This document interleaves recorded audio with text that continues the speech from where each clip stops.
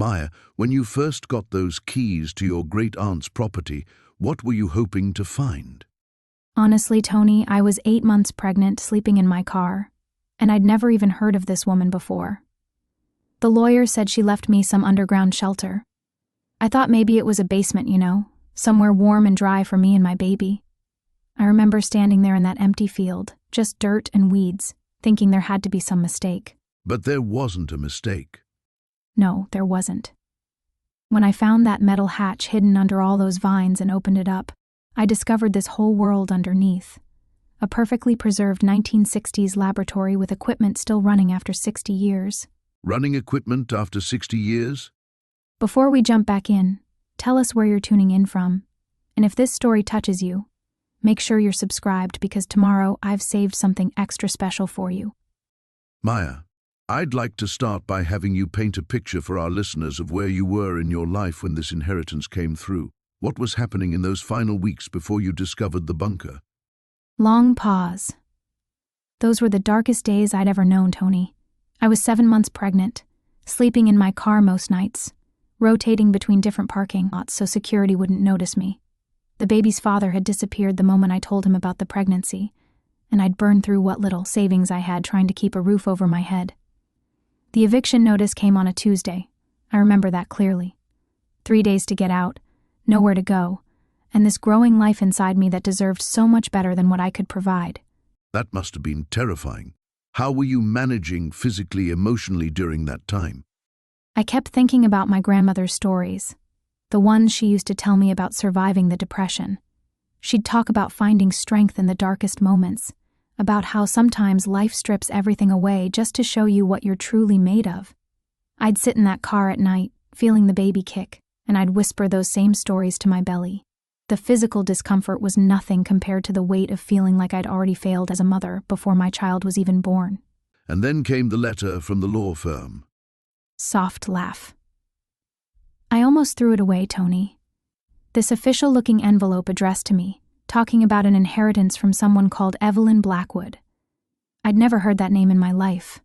My first thought was that it had to be some kind of scam, People in desperate situations, we become targets for all sorts of cruel schemes. What made you decide to pursue it instead of dismissing it?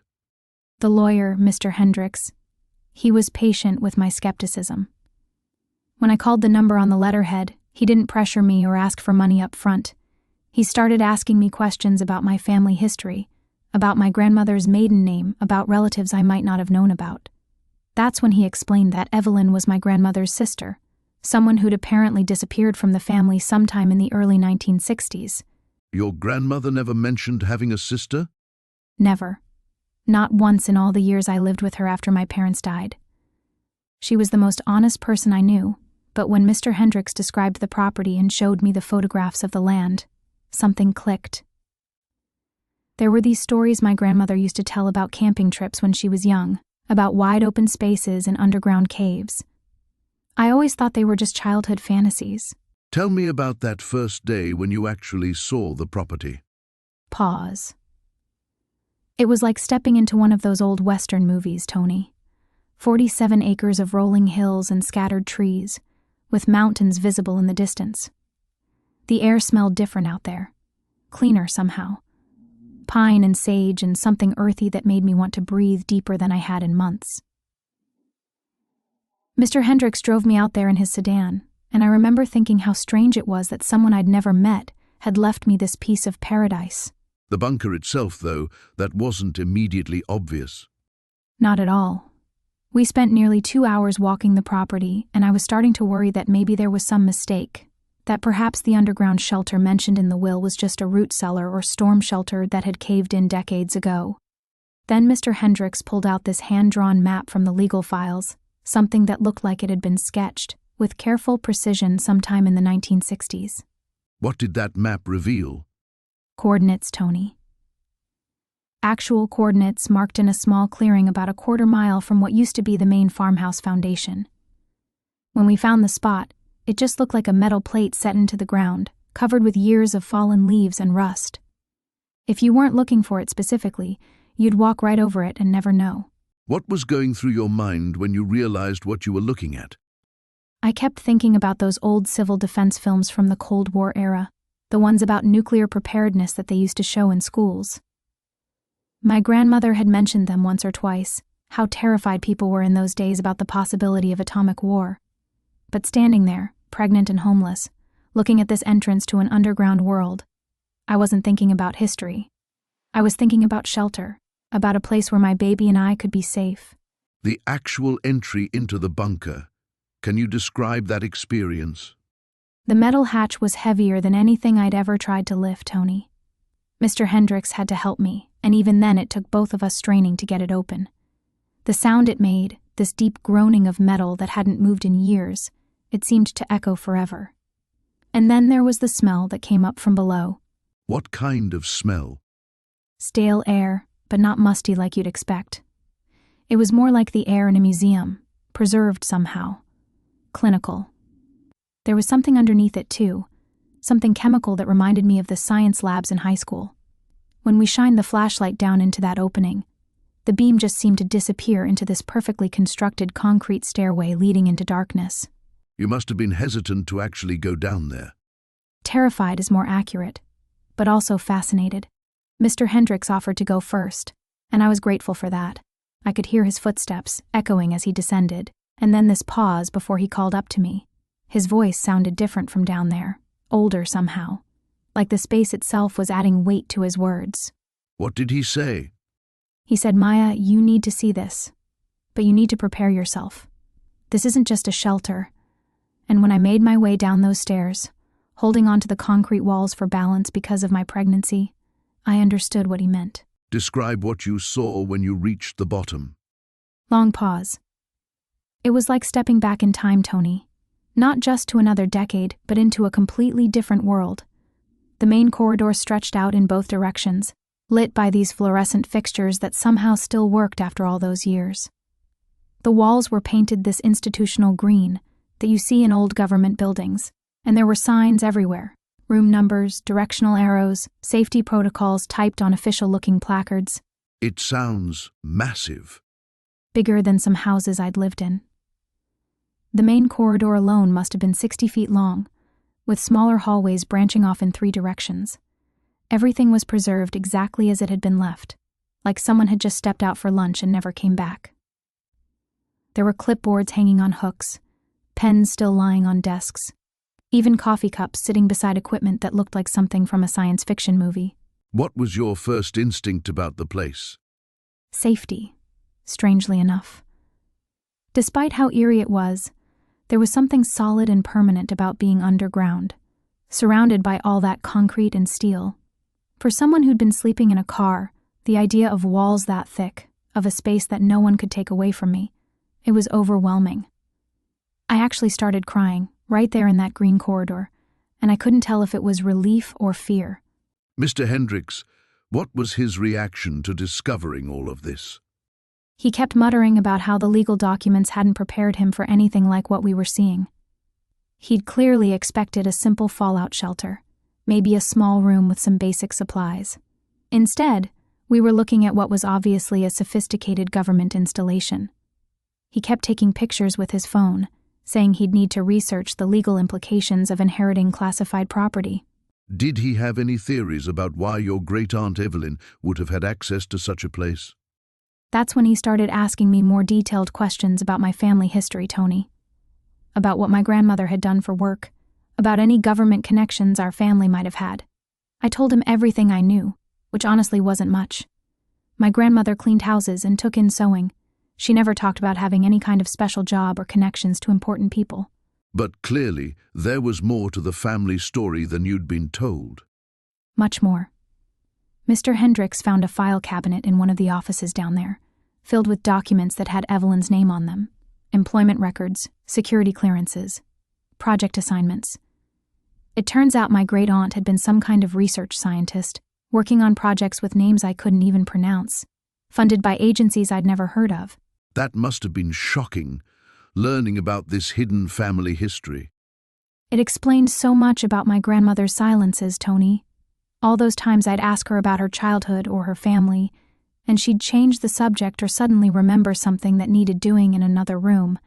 I used to think she was just a private person, but standing there reading those documents about her sister's classified work, I realized she'd been protecting secrets that weren't hers to tell. When you made the decision to actually move into the bunker, what was that conversation like with Mr. Hendricks? Pause. He was concerned, understandably. He kept talking about safety inspections and environmental testing, about the liability issues of someone living in what was essentially an abandoned government facility.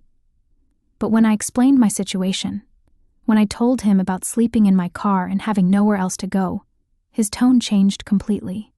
How so? He became protective, almost paternal. He helped me figure out how to get the utilities transferred, how to set up mail delivery to a postal box in town. He even drove me back to collect my few belongings and helped me carry them down into what was going to become my new home. Before he left that first night, he gave me his personal cell phone number and made me promise to call if anything seemed wrong or dangerous. What was it like, that first night alone in the bunker? Soft laugh. Surreal, Tony.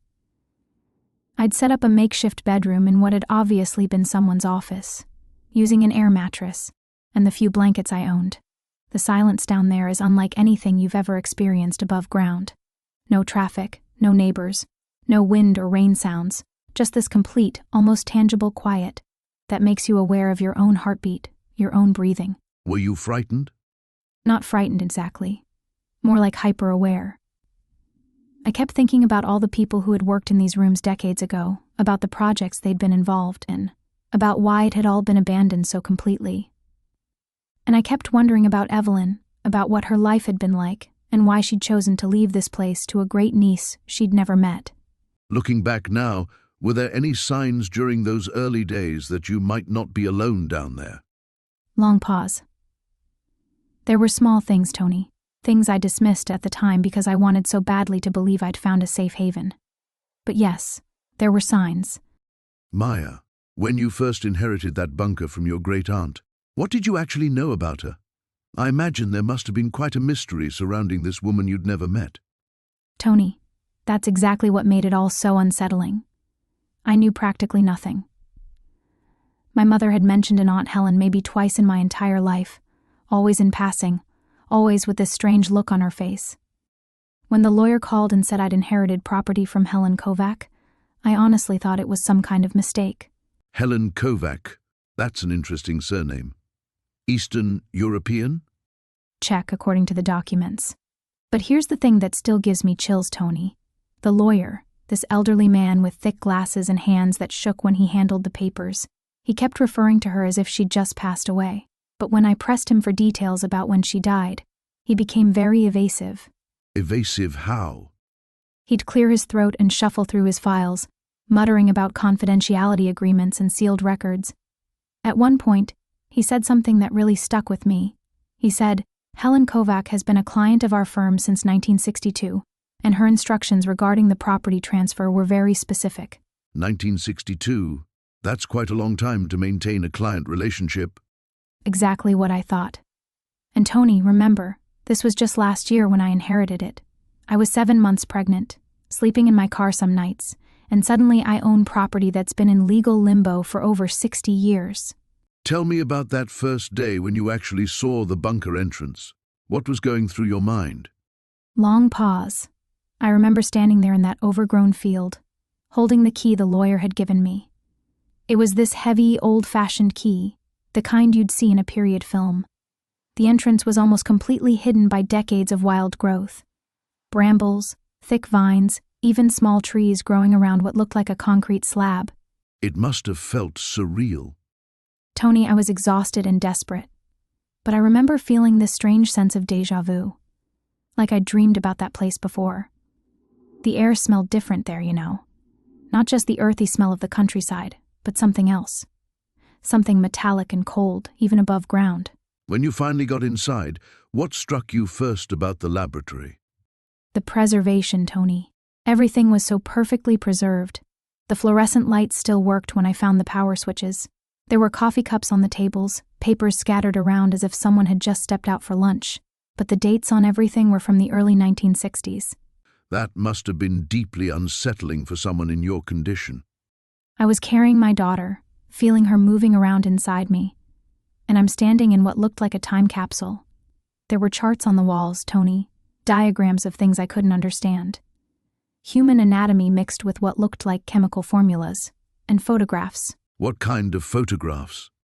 Black and white images of people in white coats, but their faces had been deliberately scratched out in most of them. Only one photograph was untouched, a woman who looked remarkably like me, standing next to equipment I couldn't identify. You think that was your great-aunt Helen? I'm almost certain it was. She had my nose, Tony, and the same stubborn chin my mother always complained about. But seeing her there, in that laboratory setting, raised so many questions. What was she doing there? Was she a scientist? A subject? Had your mother ever mentioned anything about Helen's profession or background? Never. And that's what haunts me. My mother was a talker, Tony. She had opinions about everyone in our family, stories about distant cousins, complaints about relatives I'd never meet. But Helen was always this shadow figure, mentioned only when my mother thought I wasn't paying attention. What else did you discover in those first few hours exploring the bunker? The living quarters, Tony. That's when I realized this wasn't just a laboratory. Someone had been living there, and recently. There was a small bedroom area with a cot that looked military-issued, but the blankets were clean and folded. Fresh batteries and a radio. Canned goods that couldn't have been from the 1960s. That must have been frightening. Terrifying and confusing at the same time. I was so tired, so desperate for shelter, but I kept thinking, what if whoever's been living here comes back? What if they don't want company? I was vulnerable, Tony, 7 months pregnant and nowhere else to go. But you decided to stay. I did. And that first night, lying on that cot with my hand on my belly, feeling my daughter kick, I heard them for the first time. The sounds you mentioned. Footsteps, Tony. Slow, deliberate footsteps somewhere else in the bunker. The place was larger than I'd initially realized. There were corridors leading deeper underground, areas I hadn't explored yet. And these footsteps, they weren't random. They had a pattern, like someone making rounds. Did you investigate? Not that first night. I was too frightened and too tired. But I lay there listening, and I started to notice other things. Air moving through the space in ways that suggested the ventilation system was still active. The faint sound of machinery humming somewhere far below. It sounds like the bunker was still operational in some way. That's exactly what I started to suspect. This wasn't an abandoned facility. It was being maintained. But by whom? And why? I kept thinking about that lawyer's evasiveness, about my great-aunt Helen, and those scratched-out faces in the photographs. What about supplies? You mentioned that food and other necessities would mysteriously appear. That started on the third day, Tony. I'd been rationing what little I had, worried about nutrition for the baby. I went to sleep hungry, and when I woke up, there were groceries arranged neatly on the laboratory table. Not random food, but exactly what I needed. Prenatal vitamins, fresh fruit, whole grain bread. Someone was watching you, taking care of you. Yes, but also studying me, I think. The selection was too specific, too thoughtful to be coincidental. Whoever was sharing that space with me knew I was pregnant and understood what I needed. That realization was both comforting and deeply disturbing. Maya, looking back now, do you think your great-aunt Helen arranged for you to inherit the bunker for a specific reason?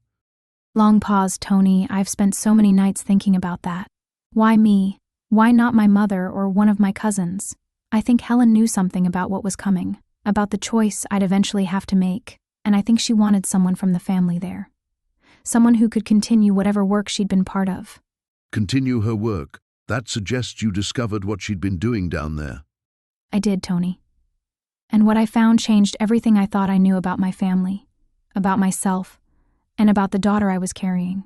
Maya, when you first descended into that bunker, what struck you most about the place your great-aunt had left behind? Long pause, the smell, Tony. That's what I remember most vividly. It wasn't the mustiness you'd expect from a place sealed away for decades. There was something clinical about it, like walking into a hospital that had been abandoned mid-procedure.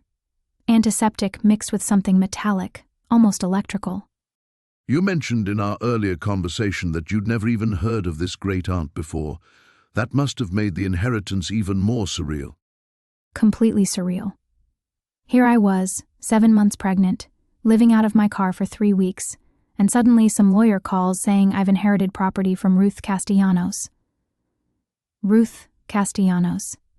I kept repeating that name, trying to find some memory, some family story, anything. But there was nothing, Tony. My grandmother never mentioned having a sister. What did the lawyer tell you about her? Very little. Just that she'd died at 91, no other surviving family, and that she'd left very specific instructions about the inheritance. The strangest part was that he said she'd been asking about me for years, tracking my life somehow. He knew I was pregnant before I told him. That must have felt invasive, unsettling. It should have, but honestly, I was too desperate to care.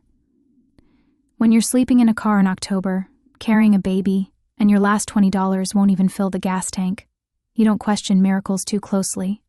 I just needed shelter. Walk me through those first moments when you actually entered the bunker. The entrance was hidden behind what looked like a maintenance shed on this overgrown property about 40 miles outside the city. The lawyer handed me these heavy brass keys and this manila envelope with typed instructions. Everything about it felt like stepping back in time, Tony. Even the paper felt different, thicker. What were those instructions? Detailed diagrams of how to operate the entrance mechanism. It wasn't just a door, it was this elaborate system of counterweights and hydraulics. The instructions were typed on what looked like a 1960 seconds typewriter, with those uneven letters that digital fonts try to imitate now, but can never quite capture. You mentioned the laboratory equipment when we spoke earlier. Describe what you saw as you went deeper. Pause. The first level looked almost normal. Living quarters, a kitchen that seemed frozen in 1963. Everything was harvest gold and turquoise, Tony. The refrigerator was one of those rounded Frigidaire models, and when I opened it, it was still running. Still cold. After 40 years. But it was the lower level that really shocked you. The laboratory was like walking onto a movie set, except everything was real. Glass beakers and tubes filled with preserved specimens. Charts on the walls with diagrams of human genetics. Filing cabinets labeled with things like Project Mindbridge and cognitive enhancement trials. There were photographs too, Tony. Dozens of them. What kind of photographs? Children. Groups of children in what looked like testing situations. They were all wearing these matching gray uniforms with numbers instead of names.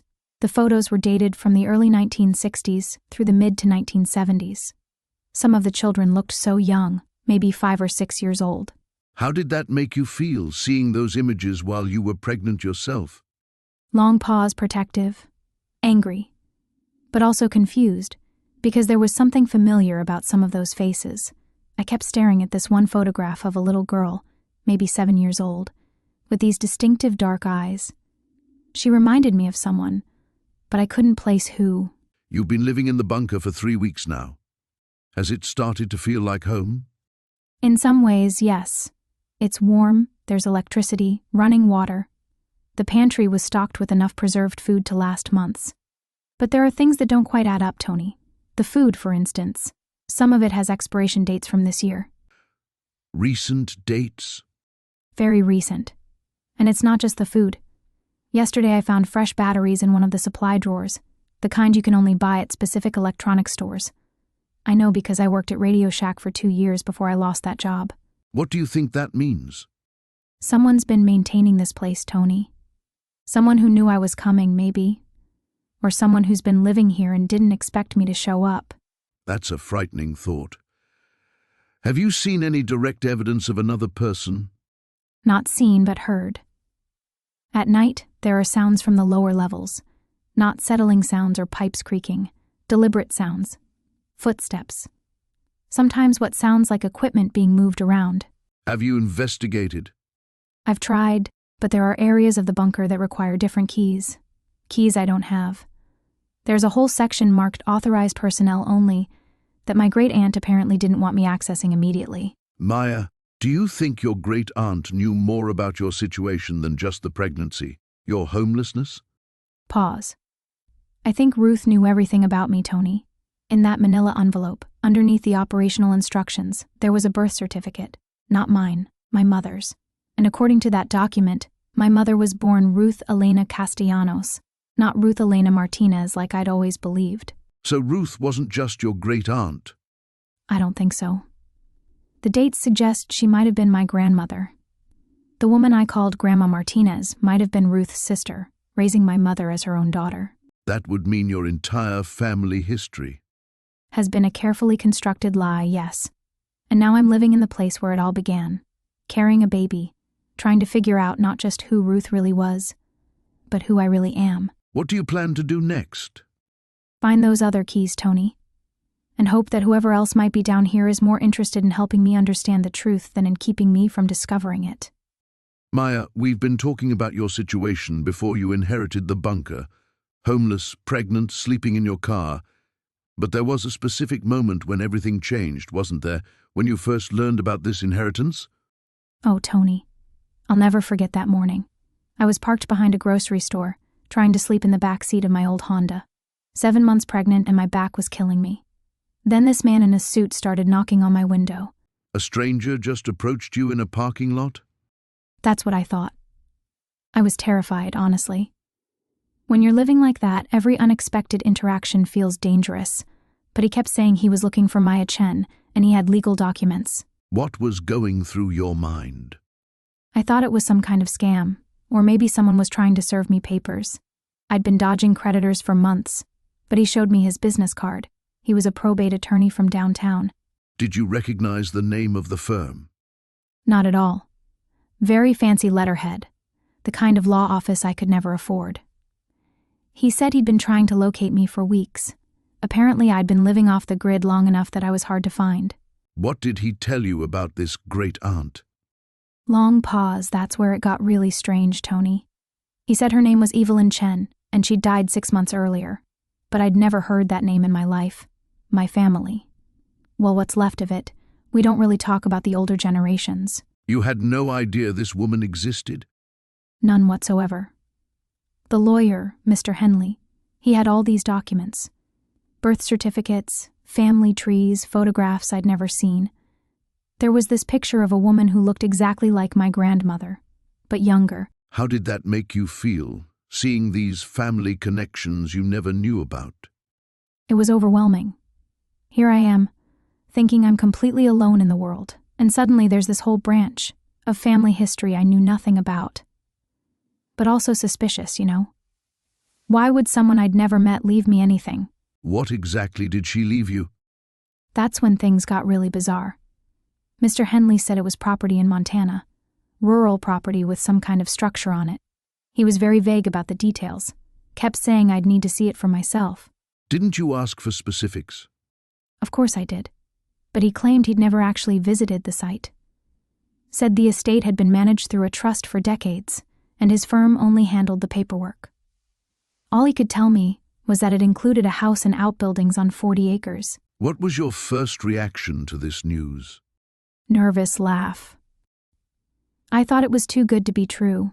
Here I am, desperate, pregnant, sleeping in a car, and suddenly I inherit property.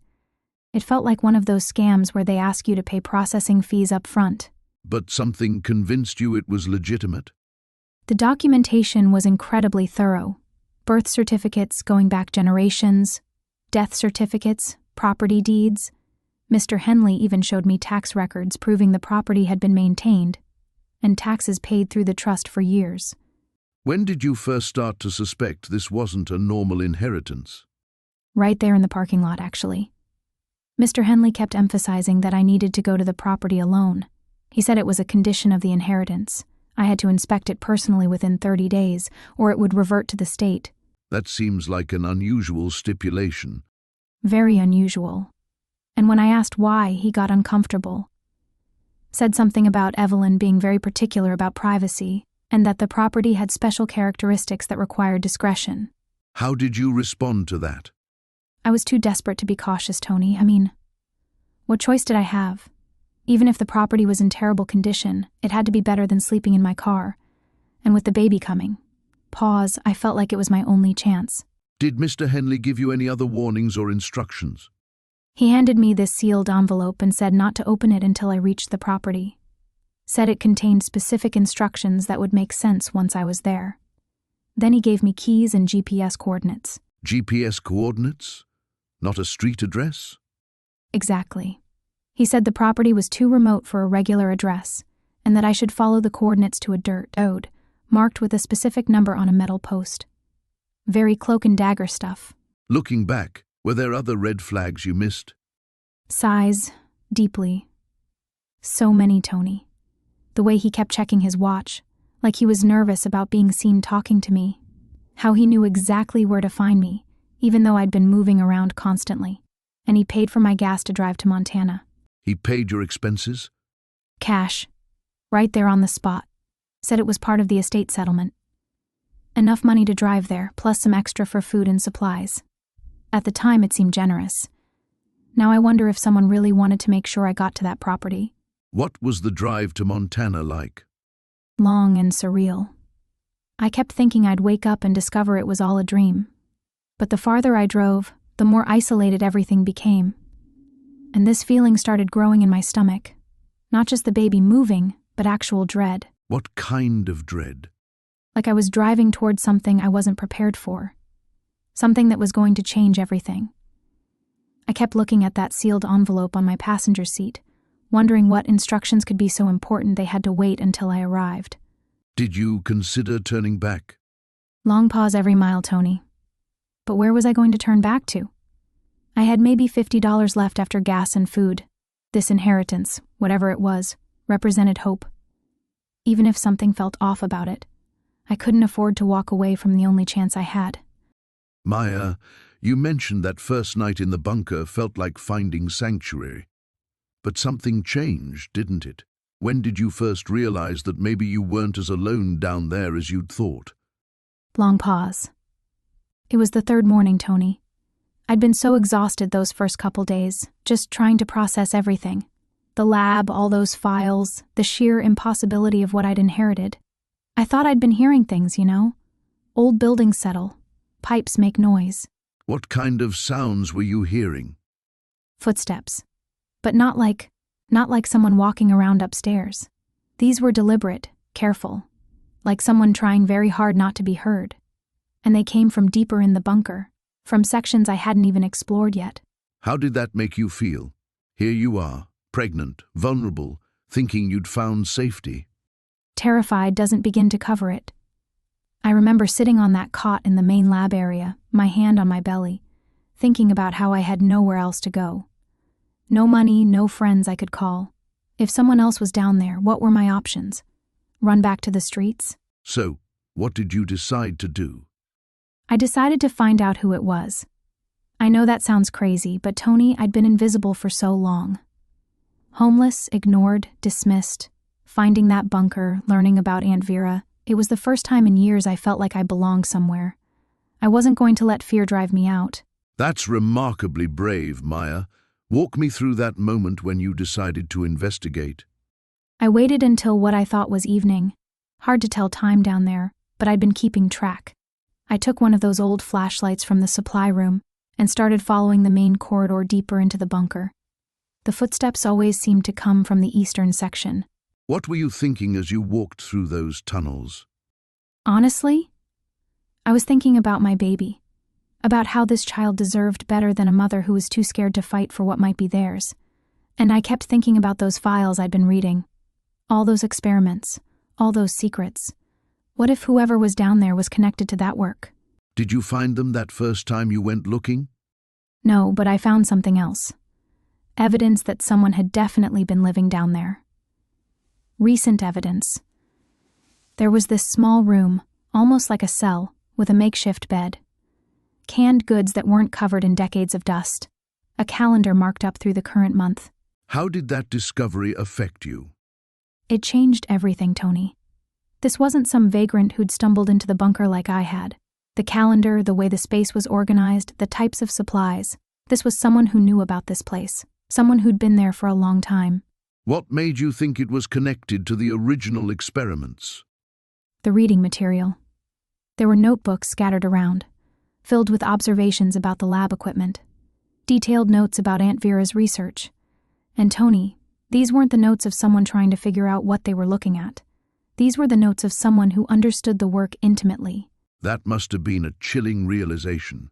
I stood in that room, 7 months pregnant, holding my flashlight on pages of technical notes about psychological conditioning and behavioral modification, and I realized I might be sharing my shelter with someone who'd been part of those original experiments.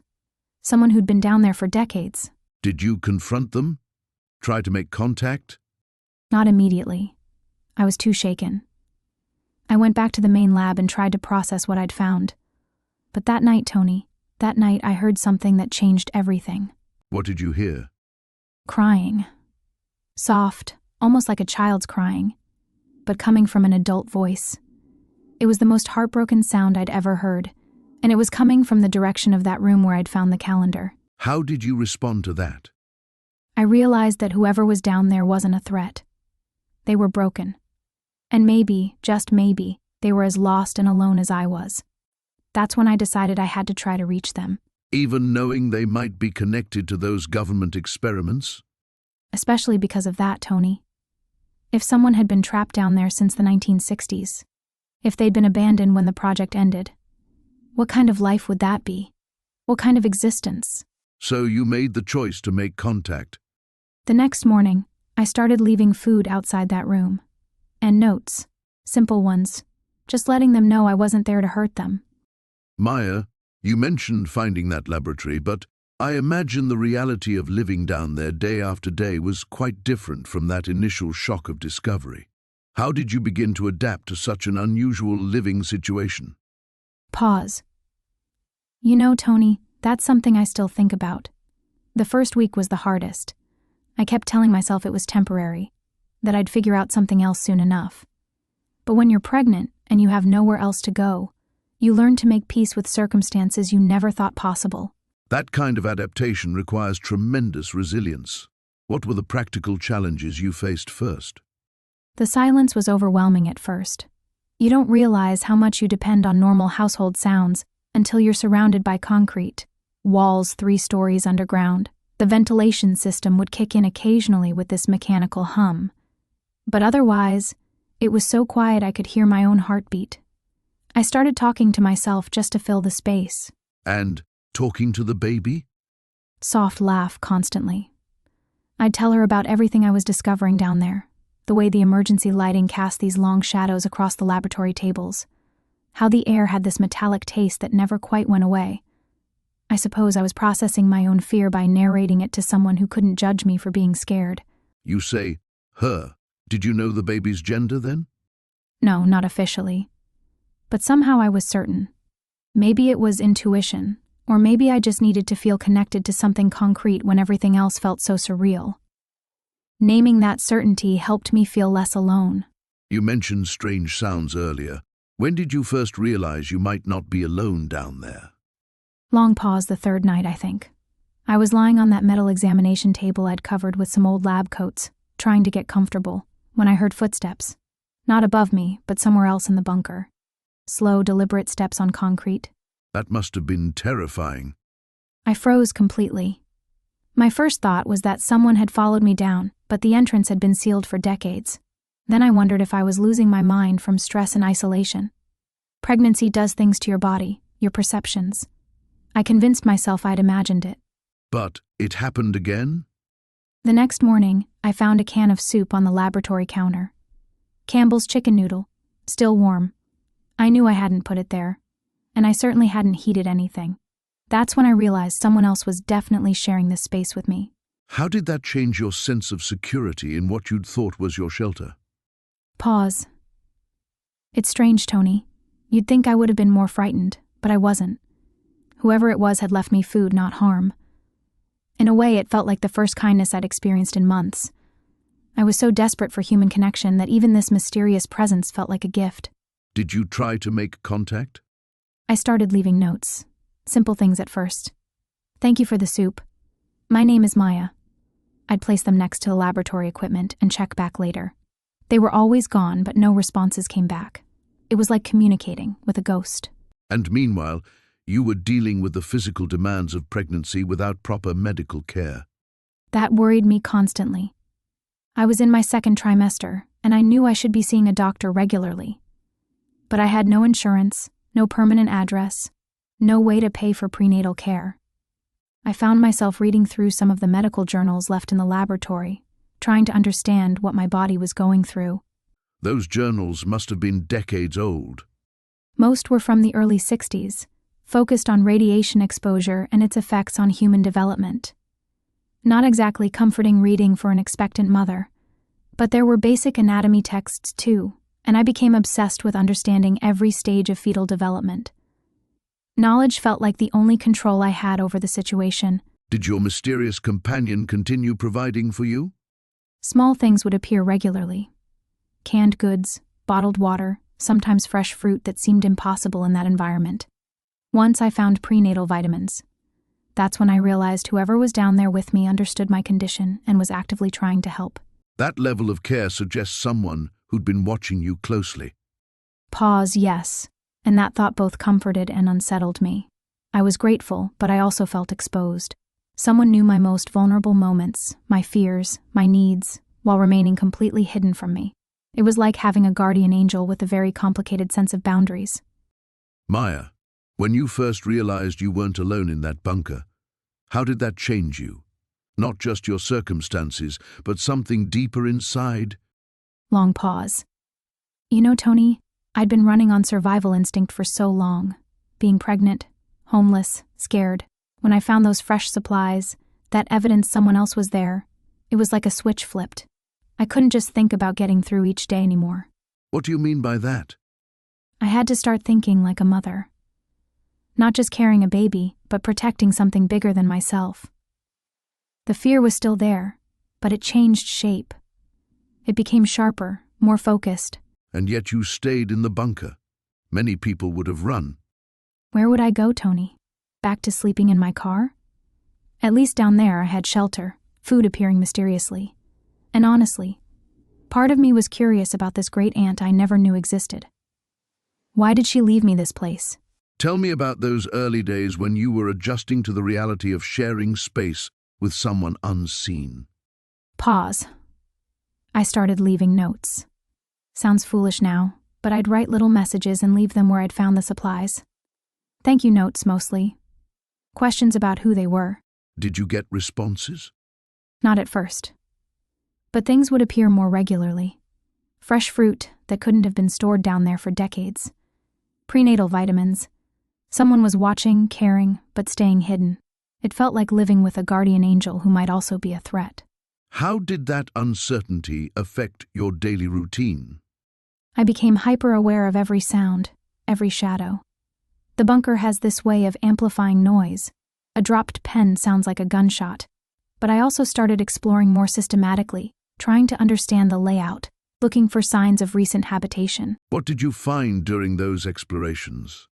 The laboratory areas were fascinating and terrifying. Equipment from the 60s, some of it clearly experimental. Files scattered around, some with my great-aunt's name on them. But Tony, there were also newer things. A sleeping area that had been used recently. Personal items that definitely weren't from the Cold War era. How did finding evidence of recent occupation make you feel? Violated at first. Then oddly comforted. Whoever was there had been keeping the place functional, safe. The air filtration system worked, the water was clean. Without them, I might have been living in a death trap. You mentioned your great-aunt's files. What kind of work was she involved in?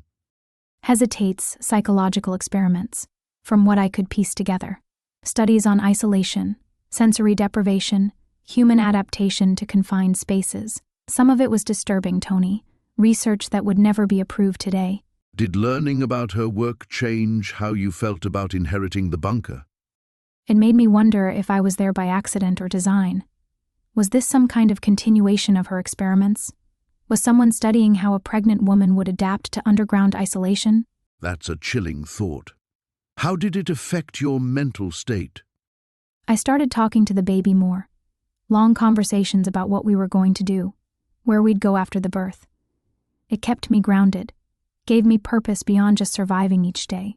Were you concerned about the psychological impact of the isolation? Constantly. I'd read enough of my great-aunt's research to know what prolonged isolation could do. I created routines, exercises, ways to mark time. I found an old radio and tried to pick up stations, just to hear other human voices. What about the physical challenges of being pregnant in that environment? The bunker was climate-controlled, which was a blessing. But I worried about medical care, about what would happen when labor started. I was completely dependent on my mysterious benefactor for supplies, including any medical necessities. Did you ever try to make direct contact? I started leaving more pointed notes, asking directly who they were, if they'd help when the baby came. I even tried staying awake all night, hoping to catch them during supply runs. Any success with those attempts? Pause. One morning I found a note, just 2 words, "Trust me." The handwriting was shaky, like it came from someone very old or very nervous. How did that simple message affect you? It was the first real confirmation that someone was listening, responding. But Tony, it also raised so many more questions. Trust them with what? My life? My baby's life? And why couldn't they just reveal themselves? Looking back now, do you think that period of uncertainty prepared you for what came next? Long pause. I think it taught me that survival isn't just about meeting basic needs. It's about maintaining hope when everything around you is unknown. And sometimes, Maya, the things we fear most turn out to be exactly what we needed. Maya, when you found those personal belongings in the deeper chambers, you mentioned they felt recent. That must have been when the reality truly hit you that someone had been living down there. Long pause. Yes, Tony. Up until that moment, I think part of me was still clinging to the idea that maybe the sounds, the moved objects, maybe I was just imagining things. Pregnancy hormones, stress, desperation making me see things that weren't there. But the evidence was undeniable at that point. A toothbrush, Tony. Still damp. A cup with coffee stains that weren't there the day before. And then I found the journal entries scattered on one of the lab tables. Pages and pages written in this careful, precise handwriting. What did those entries tell you? At first, I thought they were scientific notes. Technical observations about the equipment, maintenance schedules for the generators. But as I read more carefully, I realized they were personal logs, someone documenting their daily routine down there, their thoughts, their memories. How long had this person been living in your bunker? The earliest entries I found were dated 15 years ago, Tony. 15 years of someone making that place their home while the world above forgot it existed. The entries talked about my great-aunt Clara in the present tense at first, then shifted to past tense about 8 years ago. So this person knew Clara, had known her personally. More than that. The way they wrote about her, the intimacy of the observations, the grief that came through in the later entries. This wasn't just someone who had worked with her. This was someone who had loved her. That must have changed how you felt about your situation entirely. Pause, it did. Suddenly, I wasn't just a desperate pregnant woman who had inherited a mysterious shelter. I was an intruder in someone's life, someone's carefully maintained world, and that person had been grieving my great-aunt for 8 years in complete solitude. Did the journal entries give you any sense of who this person was? The writing was signed with initials, DM, and there were references to shared memories with Clara, to work they had done together in the early days, references to government protocols, to classification levels, to decisions that had haunted them for decades. So DM had been part of whatever Clara was involved in originally. That's what I began to piece together. And Tony, some of those entries were so deeply personal, so filled with regret and longing. DM wrote about watching the world change through occasional trips to the surface, about feeling like a ghost from another era, about the weight of secrets they could never share. How did that affect your own feelings about your family history? Sighs. I started to understand that Clara's story, whatever it was, hadn't ended when the official record said it did. She had been carrying something forward, and so had DM. The bunker wasn't just a shelter or a forgotten government facility. It was a repository of lives that had been shaped by decisions made decades ago. Were you frightened, knowing someone was there with you? I should have been. Any rational person would have been. But reading those entries, Tony, I felt something else entirely. I felt sad. This person had been alone for so long, had been maintaining Clara's work, keeping her memory alive in that underground world. Did you try to make contact at that point? I was terrified too. Not of being hurt, but of disrupting something sacred. The entries made it clear that DM valued routine, precision, control. My presence was already an upheaval in their carefully ordered existence. But you needed to know more about your great-aunt, about your family's connection to all of this. Exactly. And as I kept reading, I found entries that mentioned my family specifically.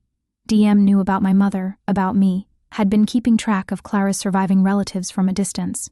There was an entry from 3 months before I inherited the bunker that mentioned my pregnancy, my homelessness. They knew you were coming before you did. Pause, Tony. I think DM had something to do with me inheriting the bunker in the first place. The legal documents, the timing, the way everything fell into place when I needed it most. I don't think any of it was coincidence. That's a remarkable realization. How did that change your understanding of your situation? It made me realize that I wasn't just seeking shelter. I was completing some kind of circle that Clara and DM had set in motion years ago. But I still didn't understand why, or what they expected of me. The journal entries didn't explain their motivations? They hinted at something larger.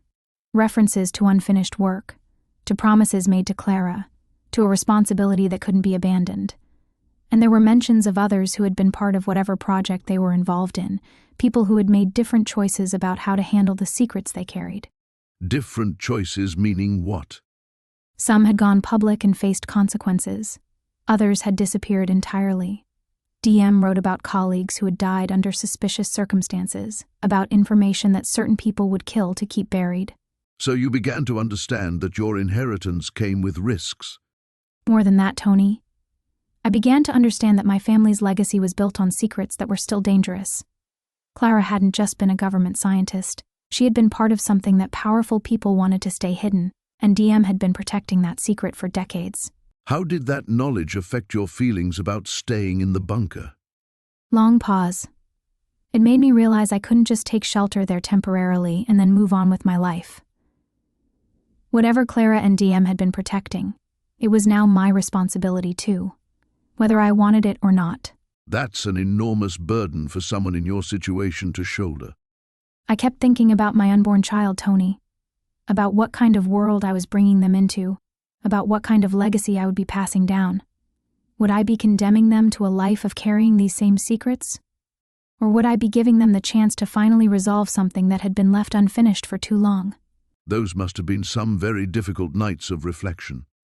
I would lie there in that narrow cot, listening to the sounds DM made moving through the tunnels, and I would think about how isolation changes a person, how carrying secrets alone can preserve them, but it can also preserve the pain that comes with them.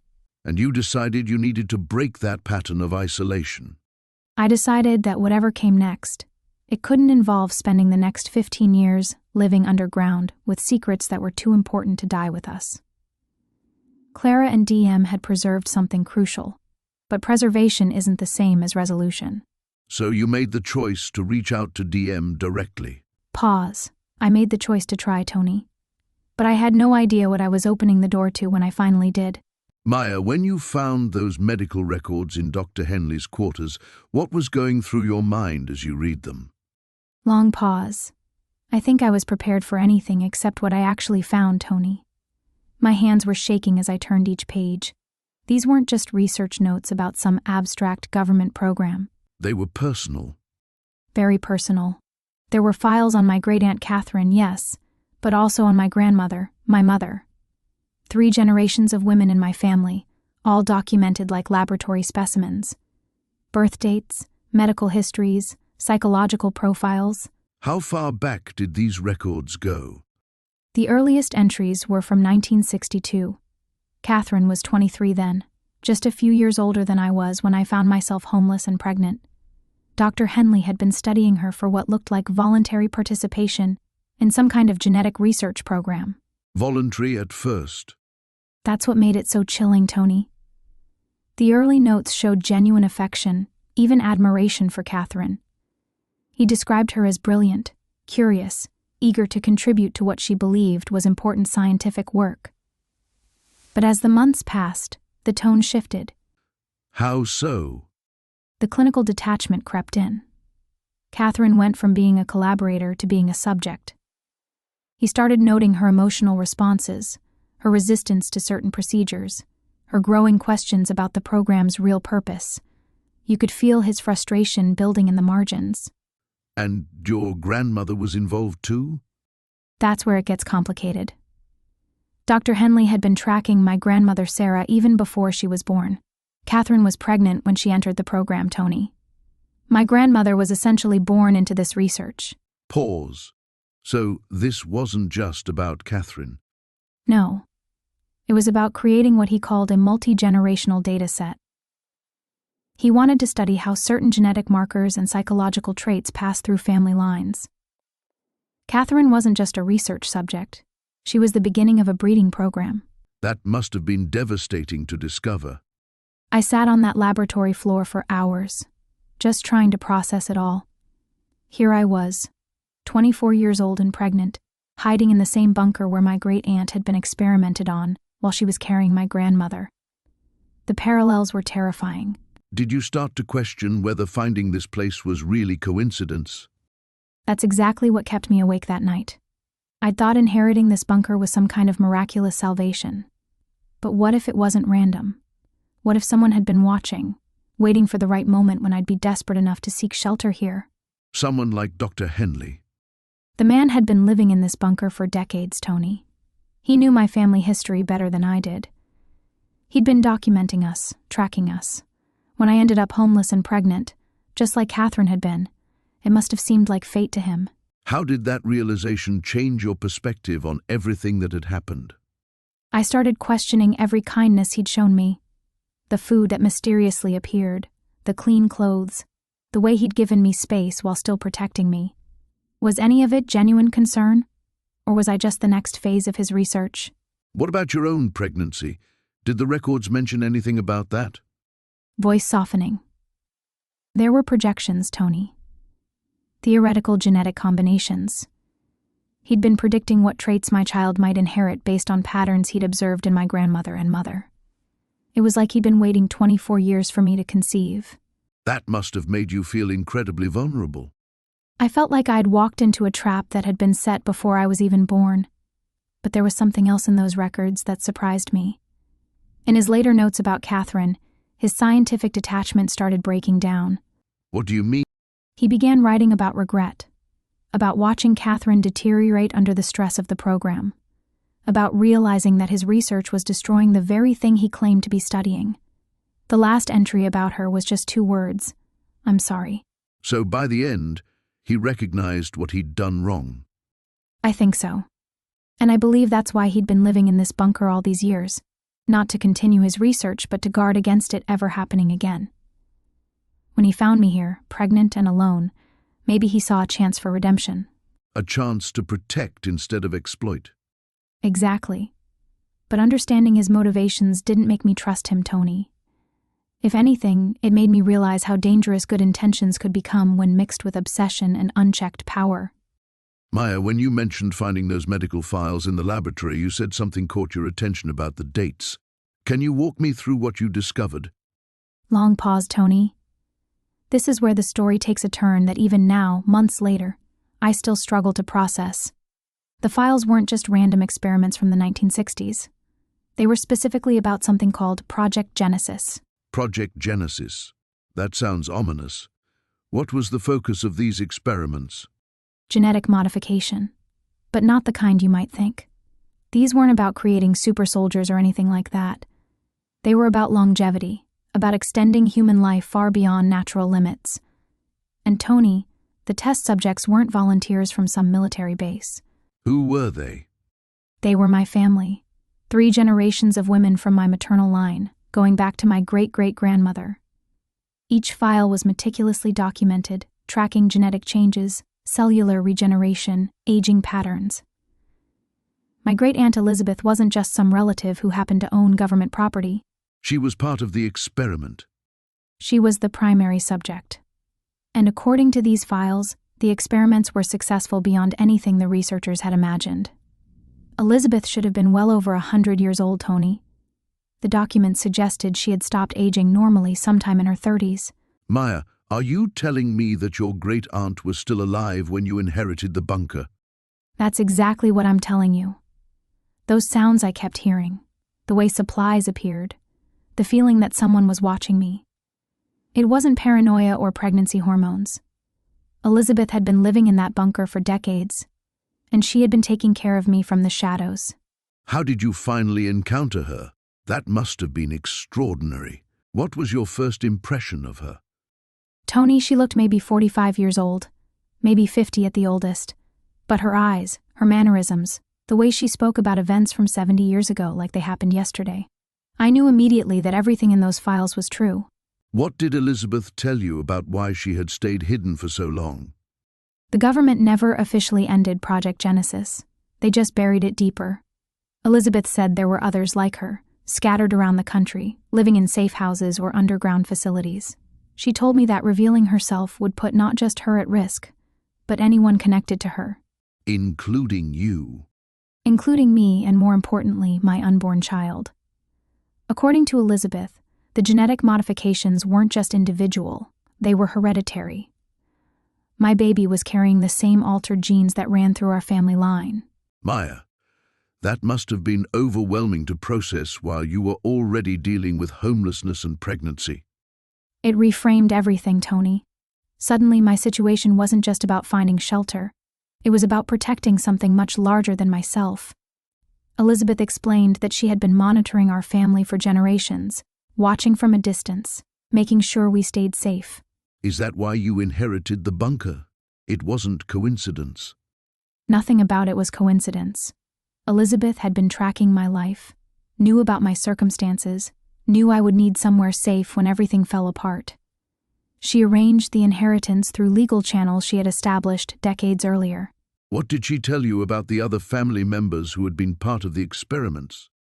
My grandmother lived to 98, but could have lived much longer. She chose to stop the treatments Elizabeth offered her. My mother died in that car accident when I was young, but Elizabeth believes it wasn't really an accident. Someone had been asking questions about our family. So there were people actively searching for evidence of Project Genesis. There still are, according to Elizabeth. Corporate interests, foreign governments, individuals who would do anything to access this technology. That's why the secrecy wasn't just Elizabeth's paranoia. It was survival. Maya, how did learning all of this change your perspective on your pregnancy and your future? It made me realize that my child wasn't just my responsibility anymore. We were carrying something that could change the world, for better or worse. And Elizabeth, after decades of isolation, finally had family again. Someone to share the burden of this secret with. So you decided to stay in the bunker with her? We decided to face whatever came next together.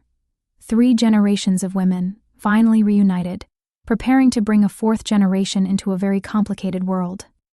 Maya, when you first discovered those laboratory records, did you suspect your great-aunt might have been more than just a caretaker of that bunker?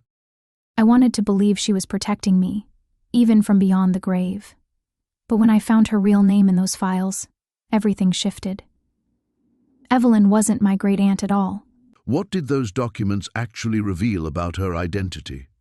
She was Dr. Evelyn Marchetti, the lead scientist on Project Mindbridge. All those experiments I'd been horrified by. The psychological conditioning protocols, the sensory deprivation studies. She designed them. That must have been devastating to discover. How did that change your understanding of why you inherited the bunker? Long pause. The inheritance wasn't random kindness, Tony. I found my mother's file in Evelyn's personal cabinet. Detailed behavioral assessments from when Mom was 7 years old. Evelyn had been studying our family for generations. Studying your family specifically. Can you tell me what those assessments documented? Genetic markers for something called enhanced intuitive processing. Mom's ability to sense things others couldn't. Her uncanny instincts about people. Evelyn believed it was hereditary and could be amplified through environmental triggers. And being pregnant, isolated in that bunker, dealing with stress and uncertainty. Exactly the conditions Evelyn hypothesized would activate those genetic traits in the next generation. She wasn't trying to help me, Tony. She was using me as a final test subject. When you realized this, how did it affect your relationship with the bunker itself? Every comfort I'd felt there became sinister. The perfectly stocked supplies, the modified living spaces, even the timing of when I'd hear those sounds in the tunnels. It was all calculated to create specific psychological responses. What about the person you'd sensed living in the deeper sections? Did that revelation change your theory about who they might be? I stopped thinking of them as a fellow refugee, someone maintaining that facility so precisely, someone who knew exactly when to make their presence known without direct contact. They had to be connected to Evelyn's work. So you were essentially living inside an active experiment, even decades after the official program ended. The worst part was realizing my desperation had made me the perfect subject. Homeless, pregnant, grateful for shelter. I walked right into a study that had been designed around my family's genetic profile before I was even born. So there you were, Maya, standing at the threshold of that laboratory with decades of secrets laid bare before you. What was going through your mind in those moments? Long pause. Everything felt crystalline, Tony. Like suddenly all the pieces weren't just scattered anymore. They were forming a picture I wasn't sure I wanted to see completely. And Dr. Brennan was still there with you, watching your reaction to his revelations? He was studying me, yes. The way someone studies a lab specimen. I realized that's probably how he'd been looking at people for 60 years, including my great-aunt, including my unborn child. That must have been terrifying. How did you find the courage to keep moving forward? You know, Tony, I think it was the baby. Pause. I kept thinking about this little life depending on me, and how many people had already suffered because of the silence around these experiments. The cover-ups. The lies. What did Dr. Brennan want from you exactly? He kept talking about completing the work, said my family's genetic markers were crucial, that the pregnancy made me particularly valuable to his research. He spoke about it so clinically, as if my child was just another data point. How do you prepare yourself mentally for something like that, knowing you're trapped underground with someone who sees you as an experiment? I started thinking about all the women who'd come before me, my great-aunt, others who'd trusted these people and paid the price. Pause. I couldn't let that pattern continue. Did you have any kind of plan, or were you operating purely on instinct? A little of both. I knew the bunker better than he realized. I'd been exploring for weeks, and I had something he didn't expect. Which was? Anger, Tony. Pure, protective anger. Not the explosive kind, but the cold, calculating type that comes when someone threatens your child. It sharpens your thinking in ways you didn't know were possible. So as you faced this final confrontation, you felt ready? I felt clear. Maybe that's not the same as ready, but it's what I had. Pause. I kept thinking about breaking cycles, ending something that should have ended decades ago. And Dr. Brennan had no idea what he was truly up against. No, Tony. He saw a desperate, pregnant woman. He had no idea he was facing a mother. Maya, you mentioned earlier that you realized someone had been living down there for decades. That must have been terrifying to process while you were preparing for what was coming next. Pause. It was, Tony. But by that point, I'd moved past fear into something else entirely. Determination, maybe.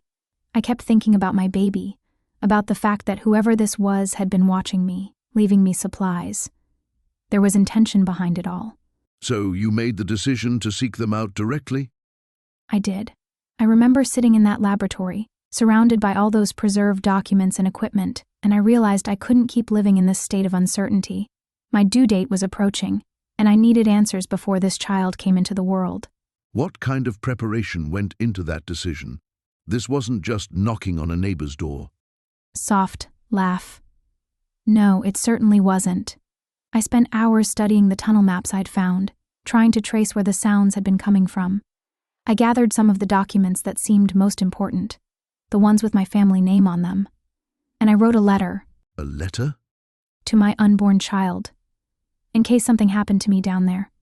I wanted them to know why I'd made this choice, why I couldn't just walk away from what I'd discovered about our family's history. That's remarkably brave, Maya. What gave you that courage?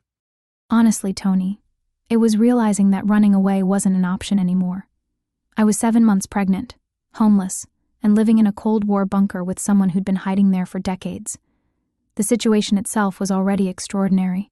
I figured facing the truth couldn't be any stranger than the reality I was already living. You mentioned the supplies that kept appearing. Did that influence your decision to reach out? Absolutely. Whoever this person was, they'd been taking care of me without asking for anything in return. That told me something about their character. And the supplies were always exactly what I needed, sometimes things I hadn't even realized I needed yet. So you felt there was already a connection being established? Exactly. It was like they knew me, or at least understood what I was going through. I figured if they'd wanted to hurt me, they'd had plenty of opportunities. Instead, they'd been protecting me. And that gave you the confidence to take that final step into the unknown? It did. Sometimes, Tony, you have to trust that the universe is leading you somewhere you need to go. Maya, you're standing face to face with Dr. Whitmore after all these decades. What goes through your mind in that moment? Long pause. You know, Tony, I expected anger. Rage, even. But looking at this frail man who'd been hiding in the shadows of my family's life for 60 years, I felt something I didn't anticipate. What was that? Pity. He was trembling, not from fear, but from the weight of carrying those secrets alone, and I realized something profound about myself in that instant. Tell me about that realization. I'd spent months feeling like a victim of circumstance. Homeless, pregnant, thrust into this underground mystery. But standing there, I understood I had a choice about who I wanted to become. How did that change the conversation with him? Instead of demanding answers, I asked him a simple question. I said, "Dr. Whitmore, are you tired?" And Tony, this man just broke down. 60 years of isolation, of guilt, of maintaining this elaborate deception. What did he tell you? That he'd been waiting. Not just hiding, but waiting for someone from our family to find him.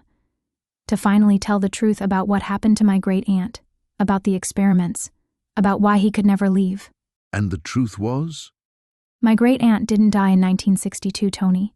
She lived in that bunker until 1987. They fell in love, you see, the government scientist and his supposed victim. But the project was classified, and they both knew too much to ever surface. So your inheritance wasn't random? Not at all. She left detailed instructions. If anyone in the family ever became truly desperate, truly alone, they should find their way to the bunker. She knew someday someone would need what she and Dr. Whitmore had built down there. A shelter in more ways than one. Exactly. But here's what changed everything for me, Tony. Dr. Whitmore looked at my pregnant belly and said something I'll never forget. What was that? He said, "Your great-aunt always believed that love could survive anything, even government secrets and underground bunkers. She'd want you to know that starting over isn't about escaping your past. It's about choosing what to carry forward." And what did you choose to carry forward, Maya? The courage to build something new, Tony. Something honest. Maya, you're standing in that laboratory, 60 years of secrets surrounding you, and you realize this man is your grandfather. What goes through your mind in that moment? Long pause. Everything I thought I knew about my family just crumbled, Tony. Here's this frail man who's been trapped by his own conscience for decades. He tells you about the experiments? He breaks down completely. Says they were developing psychological warfare techniques, mind control research. He couldn't live with what they'd done to people, so he stayed to destroy the evidence. But he never finished. No. The guilt paralyzed him. He'd been down there for 60 years, too afraid to face the world, too ashamed to let the truth die with him. How do you respond to that kind of revelation? I take his hands and I tell him what I've learned about forgiveness during these months. That hiding from our mistakes doesn't erase them, but facing them can still matter. Even after 6 decades? Especially after 6 decades, Tony. Redemption doesn't have an expiration date. So, here we are, Maya, at the end of this remarkable journey. When you first descended into that bunker, could you have imagined where it would lead? Soft laugh.